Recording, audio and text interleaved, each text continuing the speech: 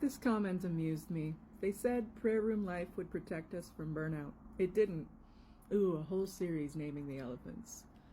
The video this was linked on, I told a story about how less than a year after I left staff at International House of Prayer, they did some testing on me, and for 6 weeks, I was facing the possibility that I was about to fight a battle against cancer.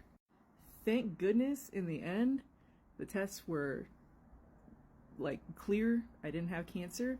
But for that very real 6-week period, I was having to reckon with the fact that I might be about to fight for my life.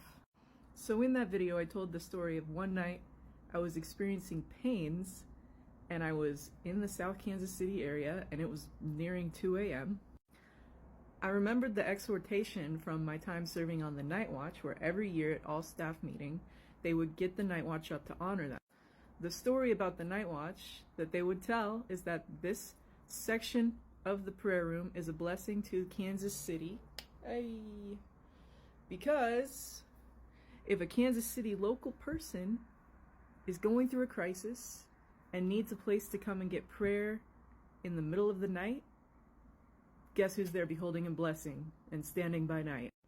I was like, shoot, this is the moment. This is the time. I had served on the night watch, and I reached out to someone in night watch leadership saying like, hey, I'm about to be in this fight possibly, and I need to know I've got people in my corner. I need encouragement, hugs, kind words. I just need to know I'm not going to be fighting this alone. Basically said, just need to know I got people in my corner.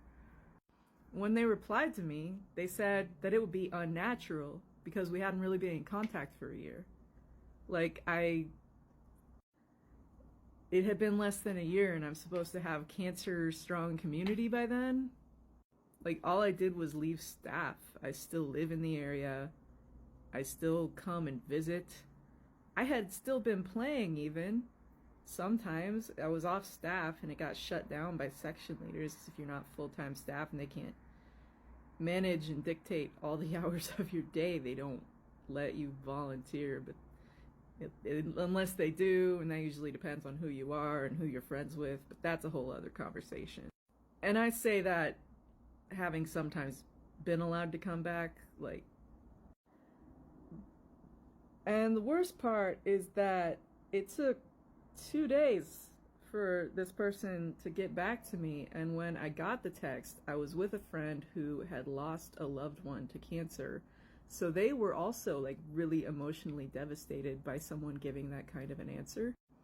But a really dear, sweet, trusted friend of mine, who I'm not mad at for telling me to do this, was like, this is an opportunity to do something hard and do something right. And they encouraged me to try and mend that bridge, so I did.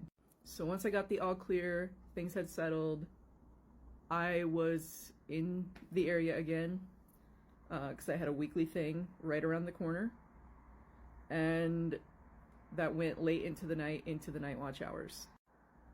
I messaged that leader and I was like, hey, in a few hours, I'm going to be in the area and I want to swing by and say hi, give you a hug, catch up.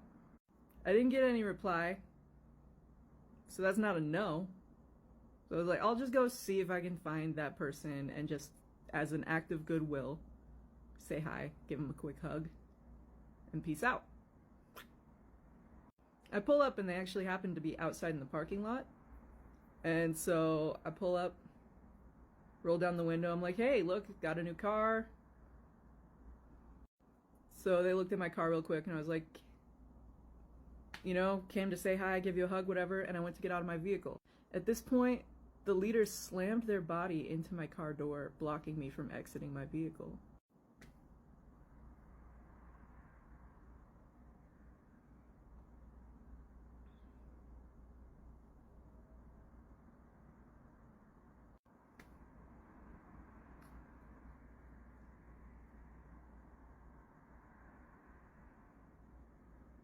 So yeah, that happened. They'd gotten the text. They didn't reply. They didn't say, hey, I'm not interested in interacting with you. They just didn't reply. and then they slammed their body into my car to block me from exiting my vehicle. There was hours of opportunity to be like, no, I'm not interested in interacting with you.